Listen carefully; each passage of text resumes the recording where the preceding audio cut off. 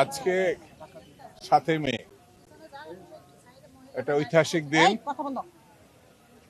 জিয়া শিশু কিশোর সংগঠনের 38তম প্রতিষ্ঠা বার্ষিকীতে আমি সেই সংগঠনের নেতা কর্মী সকলকে শুভেচ্ছা জানাই, অভিনন্দন জানাই।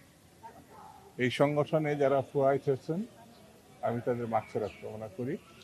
আল্লাহ যেন তাদেরকে বেশ নসিব করে।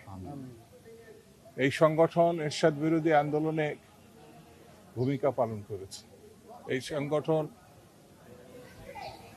গত পতিত গণহত্যাকারী এবং গায়ের জোরে 3টা নির্বাচনের তথাকথিত বিজয়ের মাধ্যমে যে দম্ভক্তি করেছে তা আমাদের মুক্তিযুদ্ধকে ম্লান করেছে।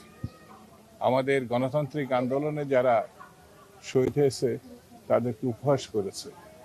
তারা এই দেশ থেকে যে কারণে পালিয়ে যেতে বাধ্য হয়েছে। এই সংগঠন এখন যে আদর্শ উদ্দেশ্য নিয়ে এতদিন প্রতিষ্ঠা হয়েছে, এগিয়ে গেছে, তারই প্রেক্ষিতে আজকে আমাদের জনাব তারেক রহমান প্রধানমন্ত্রী, বিএনপি ক্ষমতাসীন একটি রাজনৈতিক দল।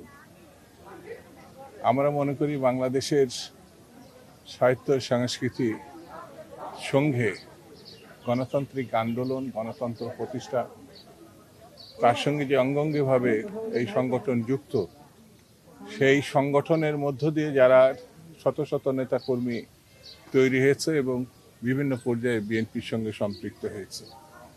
বন্ধুরা, আমি এই সংগঠনের পূর্ণবার শ্রীবৃদ্ধি এবং অগ্রগতি প্রত্যাশা করছি।